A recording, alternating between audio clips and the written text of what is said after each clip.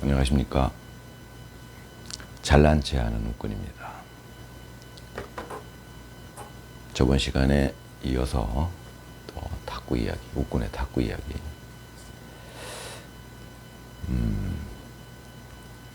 저번 시간에 의사들 요즘에 핫한 이슈죠. 의사들이 이제 오래된 일입니다. 저번 문재인 정권 때도 그 이전에도 의사들이 상당한 기득권을 누려왔는데 이들 집단의 힘이 막강하죠. 저번에 말씀드렸듯이 의사가 돈을 밝힐 수 있습니다. 사람이니까요. 단지 돈을 밝힐 때는 의사로서 받는 사회적 존경은 포기해야 된다. 이런 말씀드렸죠. 예. 어떤 사람들에게 존경은 돈을 주고도 살 수 없는 겁니다. 굉장히 가치가 있죠. 그런데 자기는 사실은 일반적인 장사꾼, 사업가보다도 못하면서 존경은 존경대로 챙기고 사람의 목숨을 위태롭게 하고 위태롭게 하는 거를 벗어나서 사실은 많이 죽었죠. 제가 늘 말씀드리지만 저는 좀 무식하죠. 솔직하게 말씀드리죠. 이 동영상을 찍으면서 여러 번 말씀드렸는데 저는 그렇게 책을 많이 읽은 사람이 못 돼요. 하지만 머리는 좋다 이거죠. 이건 잘난 척도 아니고 어그로를 끌기 위한 못난 척도 아니고 그냥 있는 그대로 말씀드리는 겁니다. 제가 지금 나이 먹고 생각하기에는 내 팔자는 그랬구나. 그것도 내 뜻은 아니었구나. 그렇죠. 그럼 머리 좋은 이 웃군이 생각하기에 의사들은 말이죠. 존경은 은근슬쩍 챙겨요. 예. 당연시하죠. 자기들은 존경을 받아야 된다. 이런. 근데 돈을 밝혀. 둘 중에 하나는 포기해야죠. 또 한 가지 말씀드리고 싶은 거는 지금 여러 사람들이 착각하고 있는 거는 그냥 사람들의 목숨을 위태롭게 했다. 그 정도가 아니죠. 많이 죽었어요. 제가 보기엔. 대표적으로 저는 무식하지만 의학적 지식이 없지만 일반적인 상식으로 또 알 수 있는 거.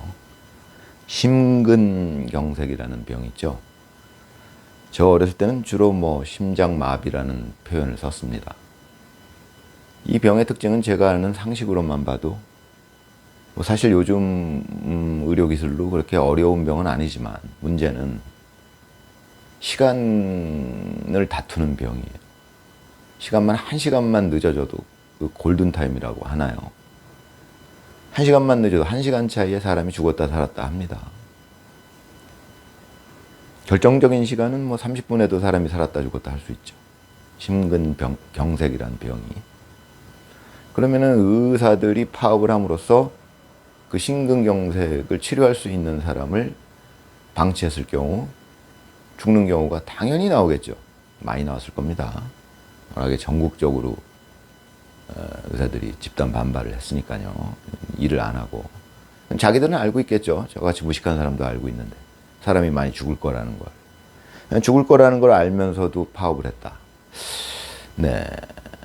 근데 병이라는 게 심근경색만 있겠습니까? 어떤 병들은 하루 상간에 하루 늦으면 죽을 수 있고 그런 병들이 있겠죠. 많이 있을 겁니다. 또 어떤 병들은 일주일. 근데 그런 사람들이 그냥 제때 치료를 못 받고 의료인들이 다 파업을 함으로써 죽어나가는 경우가 많죠. 굉장히 많이 죽인 겁니다. 의사들이 단체로. 그런 사람들이 여러 가지 명분을 내세워요. 이렇기 때문에 우리가 이렇게 집단 행동을 하고 있다. 말이 안 되죠. 일단은 사람의 생명을 살리는 일을 계속 하면서 다른 방법으로 그 주장을 펴야 되는데 너희들 이렇게 하면 우리 사람 죽게 내버려둬. 제가 보기엔 그냥 인질범들이랑 다른 게 전혀 없습니다. 그럼에도 불구하고 우리 국민들이 대다수의 국민들이 그런 의사들의 그런 면을 잘 인지하지 못하고 여전히 그 사람들이 그럴만하지 않느냐. 그럴만하지 않죠. 어떤 이유가 있어도 그거는 일단 사람을 살리는 일을 하면서 자기들 주장을 내세워야겠죠. 그럼 본론으로 들어가서 탁구 이야기. 지금 하고 있는 이야기가 서브와 리시브죠. 리시브의 기본에 대해서 이제 말씀을 드리고 있는데, 제가 탁구를 10년 치면서 그 선수 출신들들 뭐 이런 분들하고 대화도 많이 하고 탁구도 공도 많이 섞어봤는데, 제가 알게 된 거는 그분들이 그 리시브의 기본 이걸 잘 모르고 있더라고요. 물론 알고 있는 사람들도 있을 거예요. 그래서 이제 그 부분을 자꾸 말씀드리게 되는 건데, 그 기본을 알아야 됩니다. 가장 중요한 기본을 알아야 그걸 토대로 해서 나머지를 발전시켜 나갈 수 있는, 더 위에 쌓아 나갈 수 있죠, 실력을. 그럼 기본이 무엇이겠느냐? 전에도 말씀드렸지만 각도가 중요해요. 일단 각도라는 면을 이해를 해야 됩니다. 전에 말씀드렸듯이 공이 이쪽으로 날아오고 있는데 탁구의 면을 이렇게 됐을 때는 이렇게 이 각도로 반발하는 것이 입사각 반사각의 원리입니다. 물리 법칙이에요, 그냥. 세상의 모든 물질은 그렇게 돼 있습니다. 자, 물리학이라는 학문은 물질들의 성질, 물질들의 특징들을 이해하는 학문이죠. 관념적, 이념적으로, 생각적으로 이해하는 학문들이죠.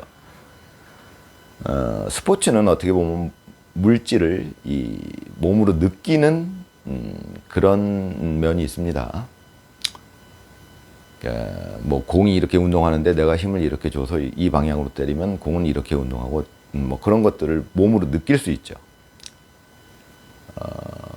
탁구가 제가 생각하기에는 가장 물질적인 성질을 이해하는데, 그러니까 몸으로 느끼는데, 체험하는데 가장 유리한 종목이 아닐까, 그렇게 생각합니다.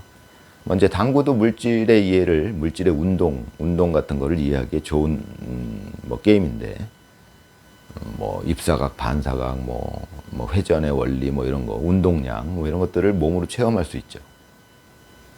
탁구는 제가 보기에는 당구보다 훨씬 그런 면이 강합니다. 일단 라켓의 라바의 방향이 이렇게 수직으로 되어 있을 때는 이렇게 이제 나올 것이고요. 만약에 라바의 방향을 이렇게 됐다 그러면 얘는 이렇게 맞고 이렇게 나오게 됩니다. 입사각 반사각의 원리예요.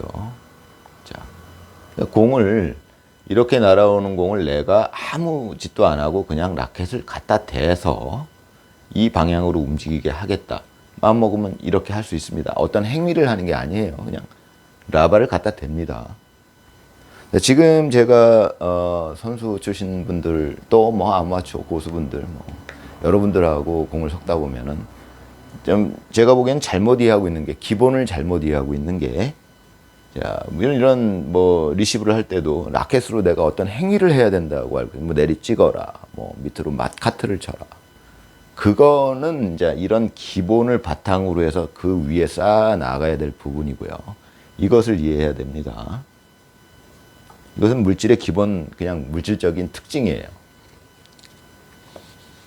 입사각, 반사각을 이해해야 되는데, 그러면 왜 탁구에서 그게 중요하느냐? 탁구에는 회전이 걸려 있어요. 그럼 상회전이 많이 걸려 있는 공이 이 방향으로 오고 있는데 라켓의 방향을 수직으로 이렇게 됐다. 그럼 원래 이렇게 튀어나와야 될 공이 이렇게 튀어나갑니다. 이건 여러분들이 아까도 말씀드렸지만 몸으로 느낄 수 있는, 실제로 탁구를 쳐보면 어떻게 보면 약간 초보자라도 바로 느낄 수 있어요. 상회전이 많이 걸린 공이 이렇게 날아왔는데 여기다 갖다 이렇게 수직으로 되면 원래 이렇게 나와야 될 공이 이렇게 하늘로 치솟더라 이거죠. 이거 회전의 원리입니다. 회전이 돌고 있으니까 여기에 맞을 때 이 라바의 마찰력에 의해서 이렇게 튀어나가게 되는 거죠. 근데 이게 여러분들 해보면 알겠지만 생각보다 굉장히, 이게 이제 예를 들어서 이 면이 마찰력이 없는 얼음과 같은 아주 마찰력이 작은 물질로 되어 있다 그러면 아마 요 정도로 튀어나가겠죠. 이렇게. 근데 이게 마찰력이 좋으니까 이렇게 하늘로 막 치솟을 정도로 이게 차이가 많이 생겨요. 물론 회전의 양과도 관련이 있죠. 회전이 많이 걸려 있으면 이렇게 갈 것이고. 그렇지만 이것이 마찰력이 없는 얼음과 같은 재질이다 그러면 아무리 회전이 많이 걸려 있어도 이렇게까지 치솟을지는 않아요. 그러니까 여러 가지 요소가 영향을 미치고 있는 거죠. 그러니까 기본을 말씀드리자면 자, 회전이 상회전이 많이 걸린 공이 이 방향으로 날아오고 있는데 이렇게 됐다가는 뭐 당연히 이렇게 뭐 이건 뭐 네트 밖으로 벗어나니까 이때는 어떻게 해야 되겠느냐? 자, 라켓을 이렇게 갖다 댑니다. 이 방향으로. 그럼 얘가 이렇게 맞고 다시 이 방향으로 나올 수 있게 만들 수 있는 각도가 생기게 되겠죠. 이게 마찰력이 많고 회전이 많다면 얘를 더 눕혀야 될 것이고요. 뭐 아까 말씀드렸듯이 얼음과 같은 재질을 하면 약간만 눕혀도 될 거예요. 약간만 이렇게. 약간만 비스듬히 되면 얘가 이 방향으로 가겠죠. 내가 보내고 싶은 방향을 결정할 때 이 라켓의 각도가 가장 기본이 된다 이 말씀입니다. 다음 시간에 이어보겠습니다.